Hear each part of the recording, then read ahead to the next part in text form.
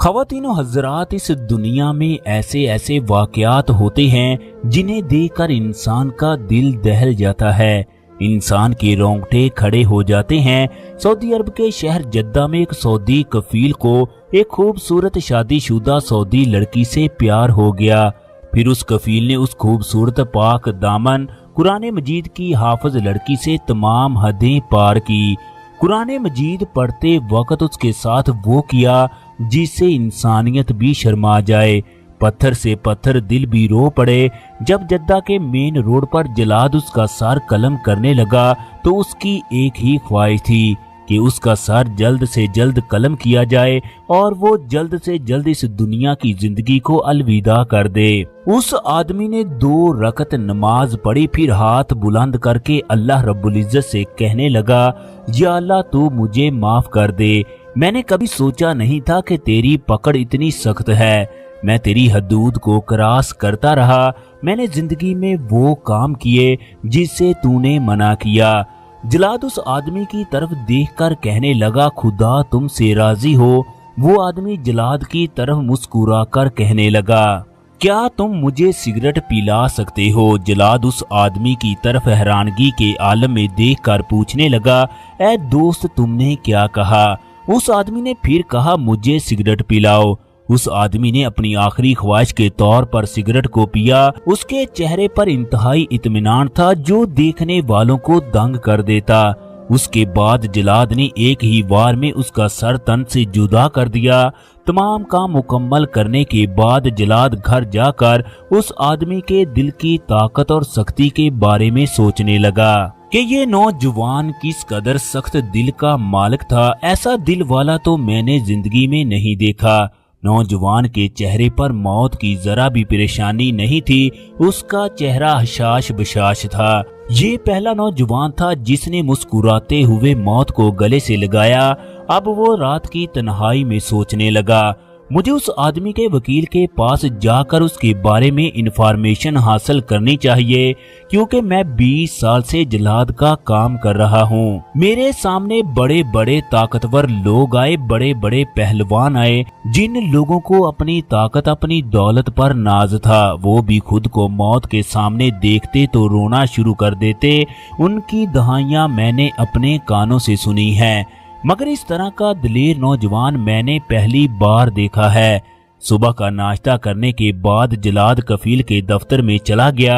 अपना तारुफ करवाने के बाद पूछने लगा, कल जिस नौजवान का सर कलम किया गया, क्या आप उस नौजवान को जानते हो? मैंने बड़े बड़े लोग देखे मगर उससे बड़ा दिलेर नहीं देखा। उसने ऐसा कौन सा गुनाह किया जिसकी सऊदी कानून के मुताबिक उसे सजा दी गई? वकील बताने लगा, एक दिन मैं दफ्तर में किसी काम से मसरूफ था तो मेरे सामने कत्ल का एक केस आया।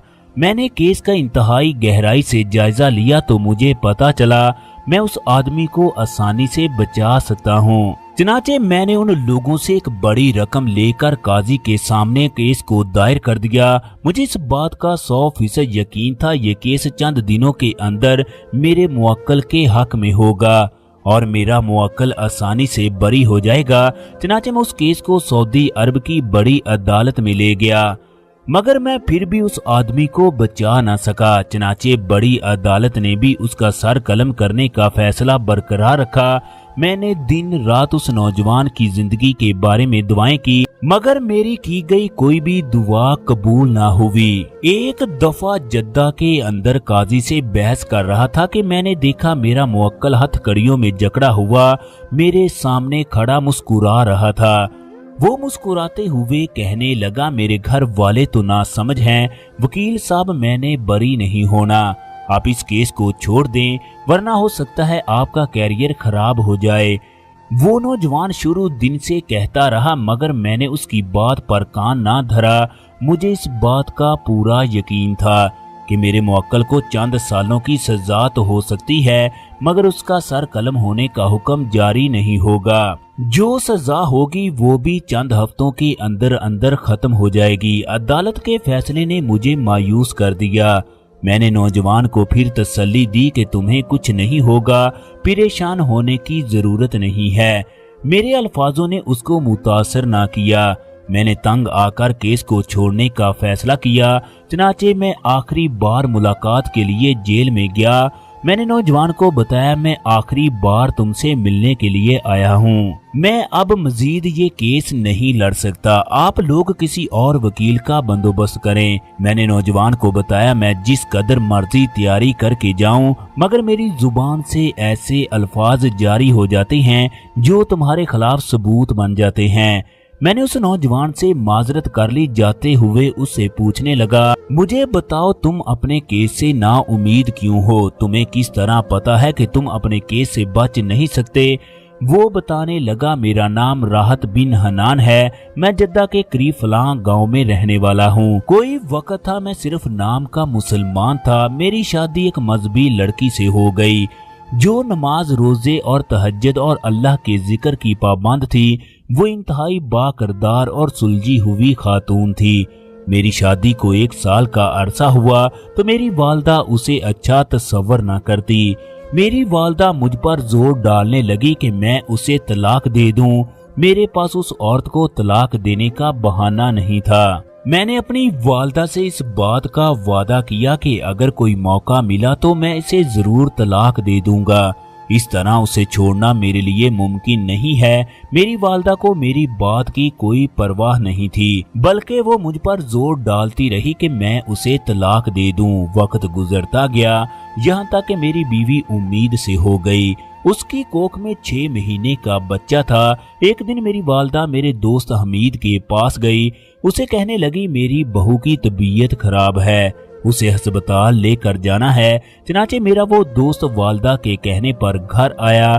جیسے ہی وہ میری بیوی کے کمرے میں داخل ہوا تو میری والدہ نے باہر سے کمرے کو لاک کر دیا۔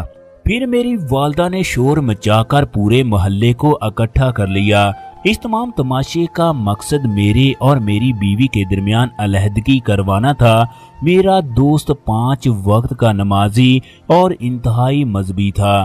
دوسری طرف پورا محلہ میری بیوی کی پاک دامنی کی قسمیں اٹھانے کے لیے تیار تھا۔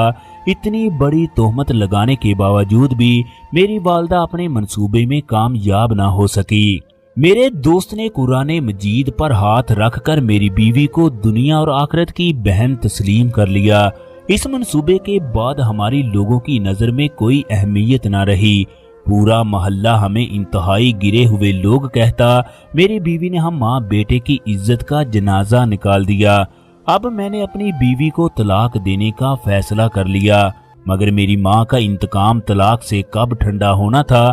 اگر میں اپنی بیوی کو طلاق دیتا تو ایک موٹی رقم مجھے اس کے حق مہر میں ادا کرنا پڑتی تھی۔ میری والدہ مجھ کو کہتی کہ تم اس کو ختم کر دو۔ میں نے اپنی والدہ کی بات ماننے کا فیصلہ کر لیا کیونکہ طلاق کی صورت میں مجھے 3 لاکھ ادا کرنا تھے۔